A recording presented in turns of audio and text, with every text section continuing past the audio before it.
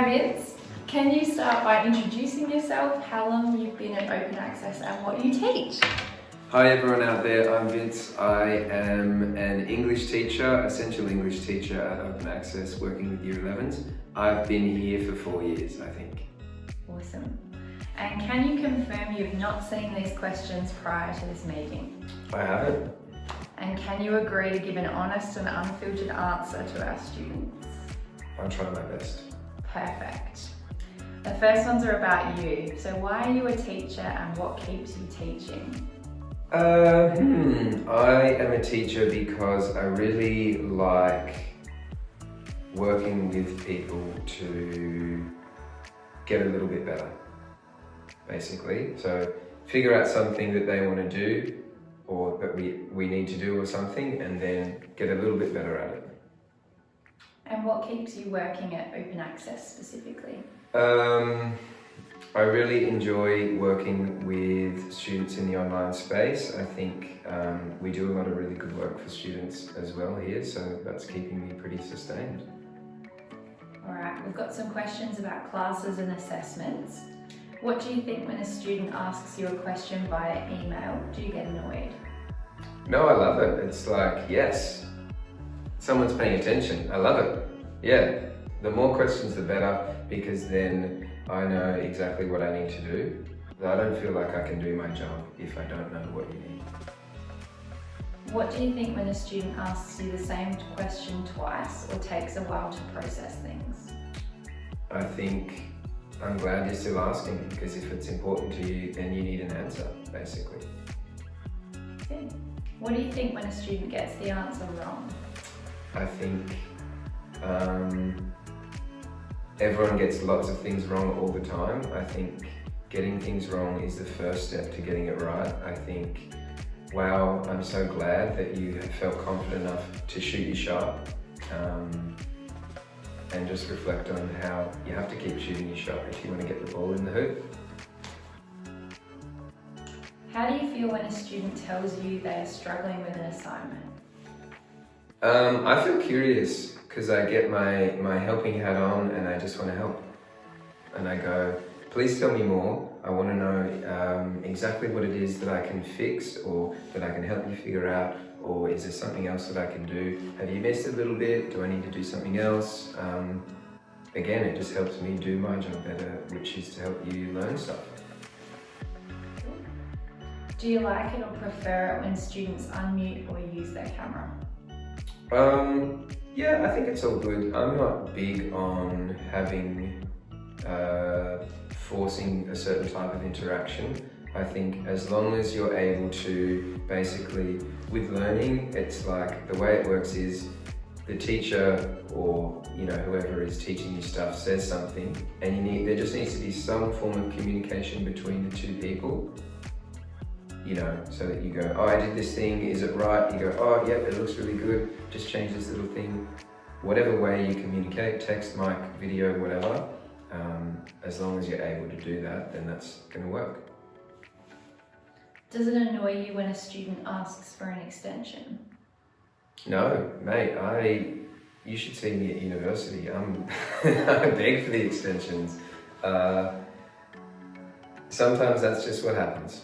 And we've all got different kind of paths that we're walking down different kind of needs that we need. So yeah, if I can help in that way, then that's what I'll do. What do you think when a student misses a few classes? I think there's obviously something that's not working. There's something going on that I'm doing that's causing you to miss it, in a sense. Like, is that classroom environment the right place? Is it working right for you? Have I done enough to make you feel comfortable and welcome in that space? That's where I immediately go. Or I suppose I go, is there some other kind of barrier that we can figure out, with my help and your help and that kind of thing, to get you in there. Now I've got some questions about teacher advice. What do you do when you feel so anxious about what's in your email inbox that you find it hard to even look at your inbox? You did ask me to answer these honestly, so I'll say I don't look at them. Like, there's something, I'll go on a bit of tangent. So I'm studying at the moment as well. And I basically, for some reason, university gets me just on tilt. Like, I can't really engage properly as I should with it. I don't know why, it just is the case. And it's only happened like in the last 2 years, probably because I'm busy at work. But anyway, what I'm saying is, I basically have this schedule in my week where I ignore all of the stuff, but I've got 10 minutes on Sunday where I look at my uni emails. And I'll just basically be like, open it, 10 minutes, whatever, I can commit to 10 minutes. And I just get it all done there. And if it needs more stuff, I can do more later or whatever, but I just basically, if I'm really struggling to look at them, which is all the time with uni, I just schedule a small time each week where I look at them. Ignore it for the rest of the week. I don't know if that's sound, but that's what I do. How do you approach building a working relationship with a student?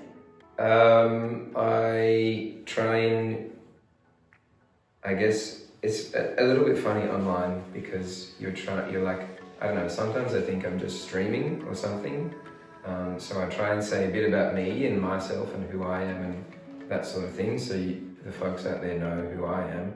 And then I try and ask a couple of questions, have a bit of a back and forth with you, try and get to know what you like and what you don't like, the kind of things that motivate you, the kind of things that you kind of value, particularly in English we do a lot on your opinions, so what your opinions are, and I try and just kind of get to know you through that, and then try and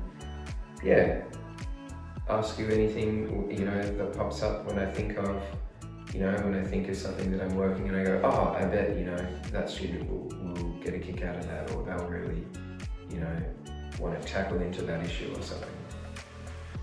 What's your approach when students are unwilling to engage in class? Just stay curious and just stay compassionate. Like, there's always a reason as to why that's happening, and so help the student and family and whatever figure out the reason. And if there's anything at all that you can change as a teacher that's causing that, then change it. What qualities do you like to see in your students?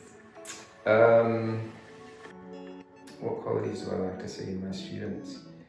I don't know, it's like, you did ask me to answer it honestly, so I'll say the qualities that you're bringing, because everyone's going to bring something different, and I don't want there to be some kind of like ideal model of what a student is. It's just like, you be you and keep, I guess, just being able to communicate about you and your stuff, and I guess a little bit of curiosity about the world and how it all works. And I think if you have those two things, you'll go really far. What piece of advice would you like to give to your students? What piece of advice? Come to class, because usually we have a good time, basically. And then if you come into those things, the rest can take care of itself. What do you think are the most important ways of supporting your students? I think just being really encouraging and encouraging and warm, and just saying, making progress on the thing you're working on is basically the only thing that you need to do. So like, whatever it is you're doing at that time, just try and do as good as you can, do it as well as you can, and then do that, and then some other thing will turn up, and just try and do that well as well, and then that way you're making sure you're just doing what you can, as well as you can, how you can. So that's what I'd say. And this is your last question. Good. Is there anything else you would like your students to know? What would I like my students to know? Fall down 7, get up 8. It doesn't matter. I think everyone falls down lots of different times. It's just a matter of figuring out what you can do to climb back up. And it's totally okay to ask your teachers or your peers or your family or whoever, because that's what we're here to do. And no one picks themselves back up alone. So please ask people if you need help, and they'll deliver it, hopefully. Thank you, Vince. No worries. All done.